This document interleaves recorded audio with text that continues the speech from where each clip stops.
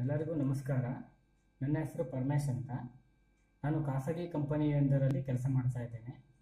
ಸುಮಾರು 2 ವರ್ಷಗಳ ಹಿಂದೆ ಕುತ್ತಿಗೆನಲ್ಲಿ ಈ ಭಾಗದಲ್ಲಿ ಮತ್ತು ಈ ಭಾಗದಲ್ಲಿ ಗಂಟುಗಳಾಗಿದ್ದವು.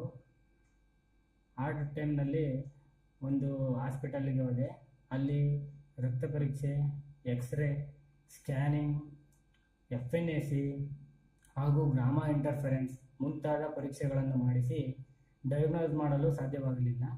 ಅದೇ ಸಂದರ್ಭದಲ್ಲಿ ನಮ್ಮ ಮಾಮ ಅವರ ಸಹಾಯದಿಂದ ವಿಕ್ರಮ್ ಸರ್ ಅವರ ಬಳಿ ಬಂದೆ. ಅವಾಗ ಅವರು ಕೇವಲ 2 ದಿನಗಳಲ್ಲಿ ರಕ್ತ ಪರೀಕ್ಷೆ ಮತ್ತು ಸ್ಕಿನ್ ಟೆಸ್ಟ್ ಮುಖಾಂತರ ನನ್ನ ಕಾಯಿಲೆಯನ್ನು ಡಯಾಗ್ನೋಸ್ ಮಾಡಿ ಯಾವುದೇ ರೀತಿಯ ಅಡ್ಡ ಪರಿಣಾಮಗಳಿಲ್ಲದ ಹಾಗೆ ನನಗೆ ಗುಣಪಡಿಸಿದ್ದಾರೆ.